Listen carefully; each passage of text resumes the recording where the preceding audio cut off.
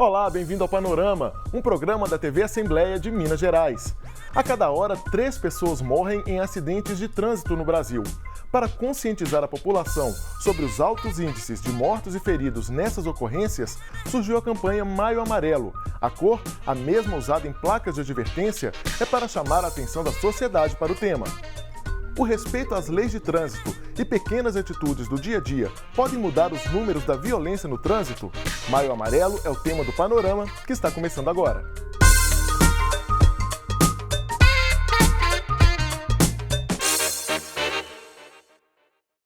Eu converso com Daniela Fósculo, cirurgiã do trauma e gerente médico do Complexo Hospitalar de Urgência da rede FEMIG. Obrigado por nos atender, Daniela. Daniela, eu que agradeço.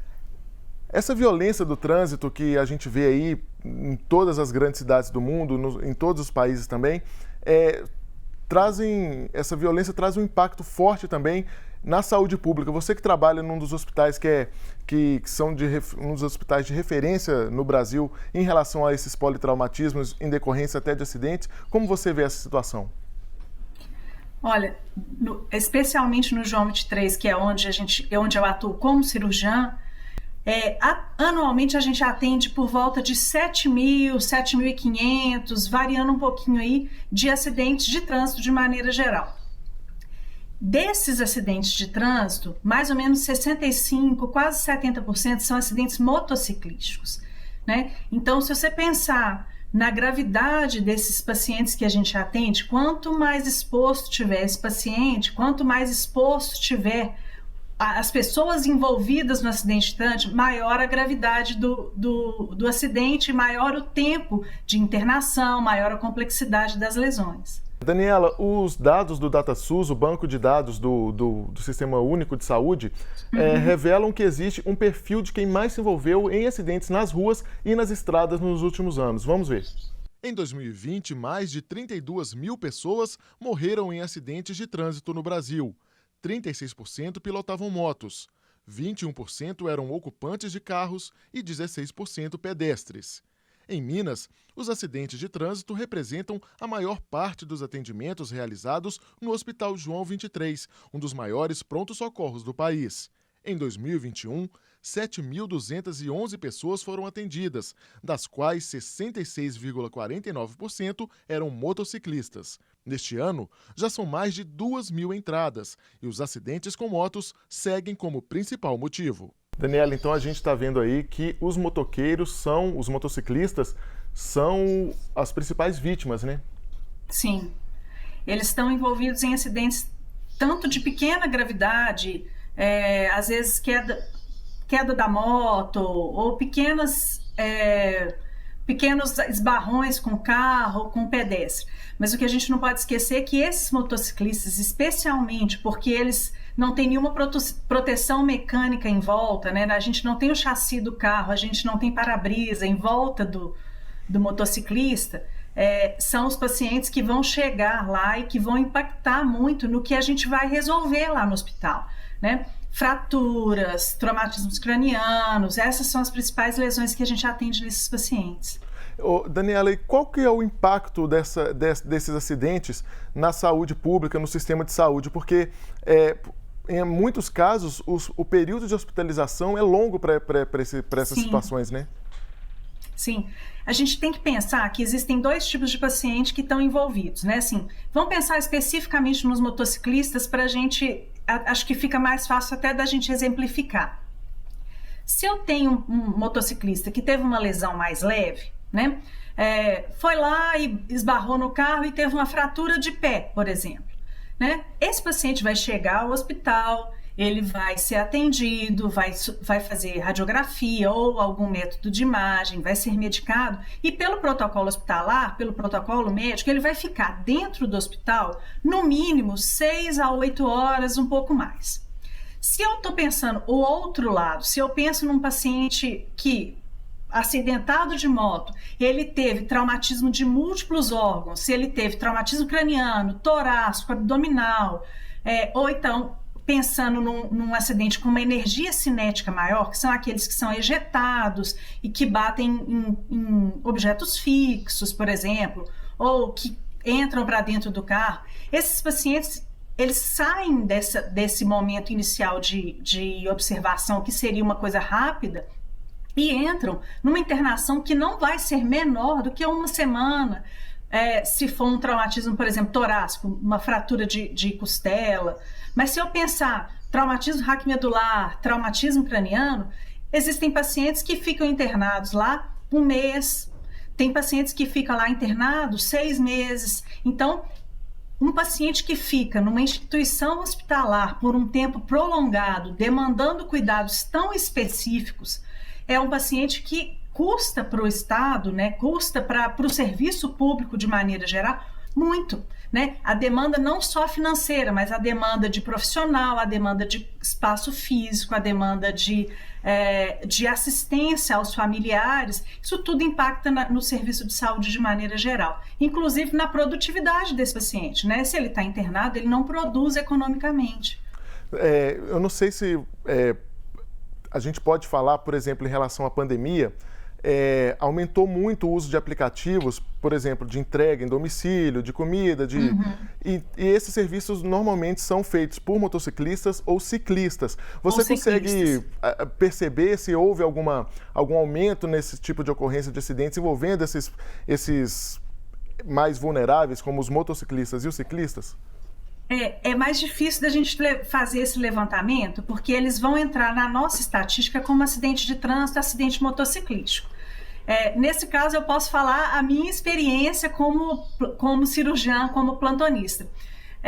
A gente vê, assim, né, especialmente finais de semana, à noite, são os principais momentos que a gente vê que chegam mais pacientes que são motoristas de aplicativo, principalmente entregadores de delivery mesmo, assim, à noite é o que vai entregar a alimentação.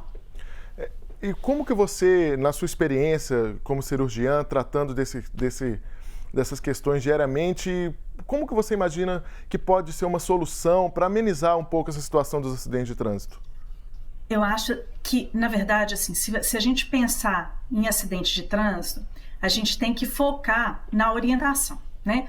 Existem acidentes de trânsito que são fatalidades, né? Uma pane mecânica, uma pista que molhou e a pessoa perdeu o controle do carro. Sim, esses são fatalidades.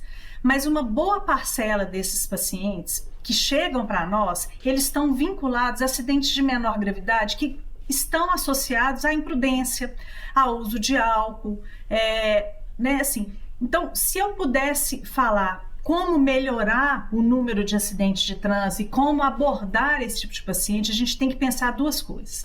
Primeiro, as leis de trânsito existem para que elas sejam cumpridas.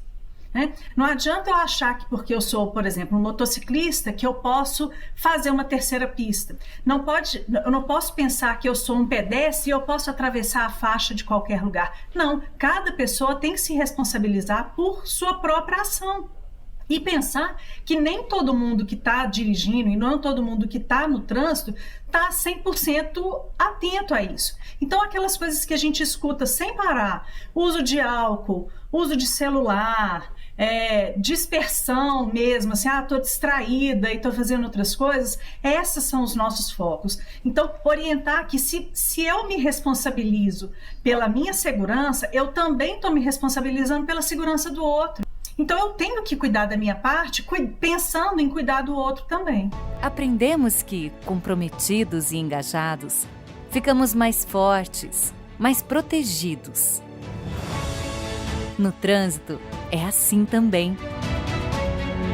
Faça o certo e exija do outro a mesma atitude. Não abra mão de segurança. Consciência. É o caminho onde juntos salvamos vidas. E agora eu converso com a psicóloga Roseli Fantoni, do Observatório Nacional de Segurança Viária. E juntamente com ela tentar entender o que pode ser feito para tentar diminuir o número absurdo de acidentes de trânsito no Brasil. Roseli, muito obrigado pela sua presença, mesmo que virtual, aqui com a gente. Vamos começar falando da nossa legislação de trânsito, que ela é uma das mais completas e do mundo, mais perfeitas, avançadas. O que falta para diminuir a quantidade de acidentes? Bom, realmente nós temos tudo aquilo que é necessário em termos de legislação para que a gente possa ter um trânsito seguro. Mas nós temos entre a legislação, o cumprimento da legislação, a figura da pessoa, não? Então as pessoas, elas precisam cumprir a legislação. E nós temos alguns fatores que ainda precisam ser coordenados, como, por exemplo, o controle maior da velocidade. Nós sabemos, a partir de pesquisas realizadas no mundo inteiro, que quanto menor a velocidade, maior a probabilidade da pessoa sair ilesa ou com poucas escoriações de um acidente de trânsito. Quanto maior a velocidade, maior a chance dela sair lesada e vir a óbito. Então, a questão da velocidade ainda nós precisamos regulamentar, e o ideal, segundo o parâmetro da Organização Mundial de Saúde, da ONU, seria em torno de 50 km por hora. Mas nós temos ainda outros problemas, como, por exemplo, fazer cumprir a legislação, fiscalizar, né, as pessoas para que elas possam cumprir. A questão da punição, nós temos um período muito longo entre a ocorrência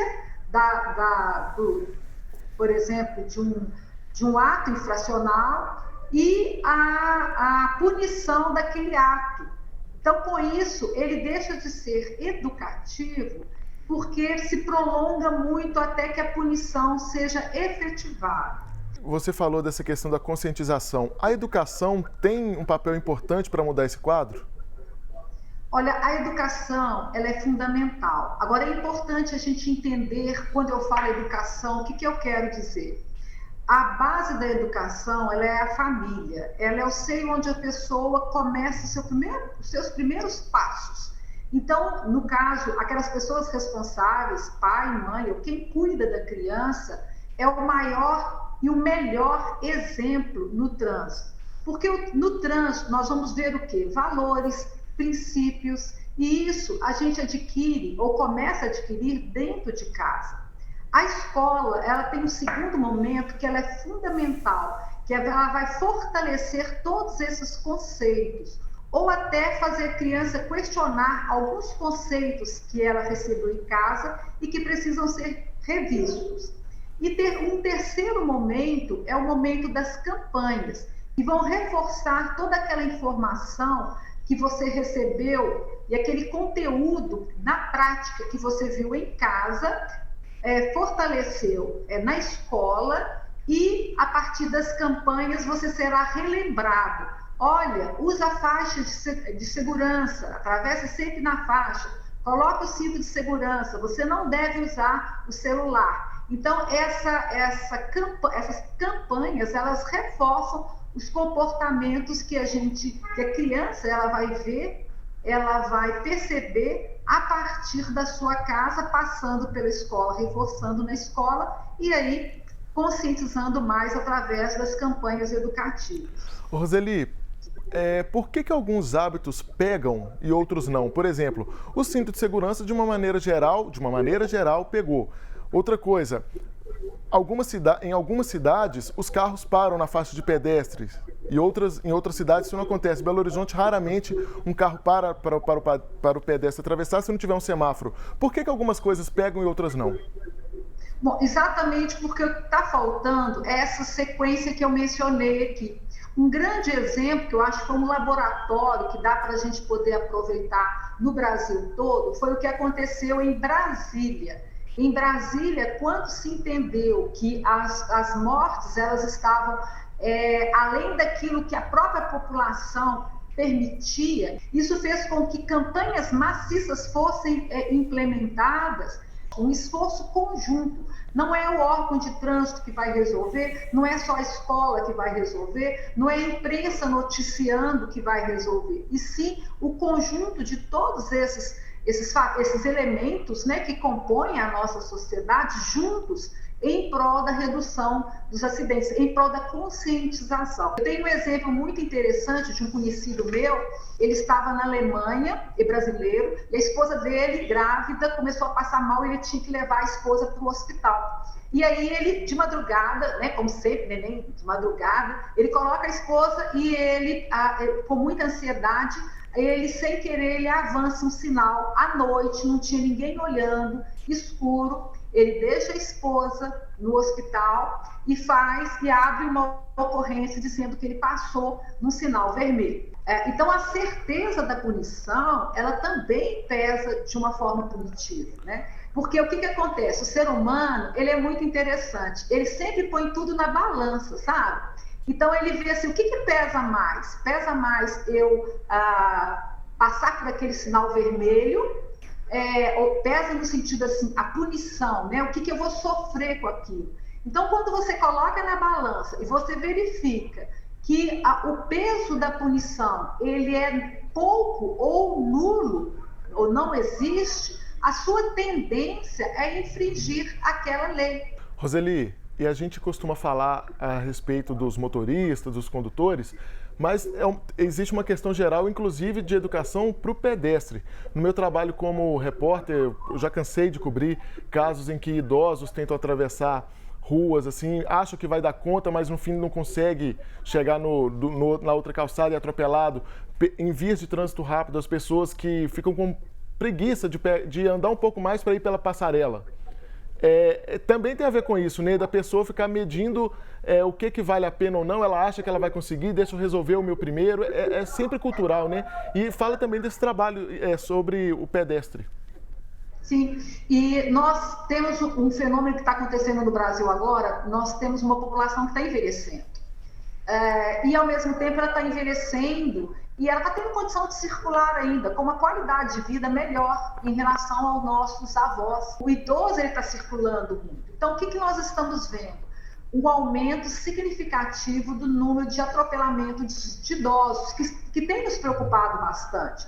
Porque eles estão no trânsito o tempo todo, eles estão circulando, eles utilizam o transporte coletivo, eles andam a pé, e eles têm uma dificuldade em relação ao adulto, que ele já começa a perder algumas habilidades, né, em relação até físico também. Então, ele não tem a mesma mobilidade, ele não está enxergando tão bem, ele já tem uma certa dificuldade de perceber a velocidade, de calcular se o carro que vem, ele vai conseguir atravessar antes do carro chegar próximo dele. Ele já não escuta com a mesma acuidade que ele com a mesma a forma como ele escutava no passado. Então, todos esses fatores que são biológicos, né, do ser humano, a partir do momento que ele vai envelhecendo, eles contam de uma certa forma negativamente e propiciam para que o idoso se envolva mais em acidente. Tem uma pesquisa também bastante interessante em relação às crianças. As crianças, por fatores externos, quer dizer, tirando as doenças, né, físicas, vamos falar assim, os acidentes de trânsito são das primeiras causas de morte de criança. E criança, muitas vezes, transportada em veículos de forma irregular, de forma ilegal. E quando, às vezes, a gente depara com carro, com criança, a gente, às vezes, conversa com os pais, porque a gente faz muito isso na parte educativa, e o pai fala assim, eu vou ser multado? Enquanto que a pergunta que eu esperava que ele me fizesse é assim, não, eu estou errado, o que eu posso fazer para consertar, para não prejudicar o meu filho? Então, isso tudo mostra uma falta de conscientização e de entendimento da lei.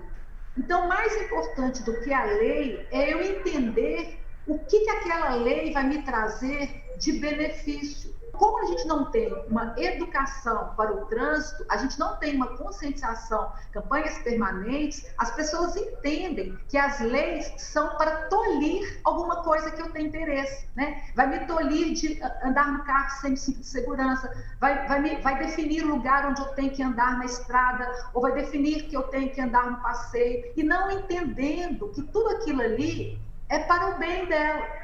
Tá certo, Roseli. Muito obrigado pela sua presença virtual aqui no Panorama.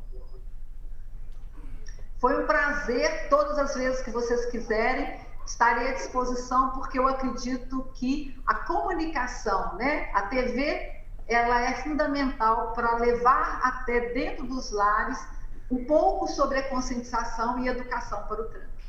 Tá certo, e o Panorama de hoje fica por aqui. Até o próximo programa. Tchau!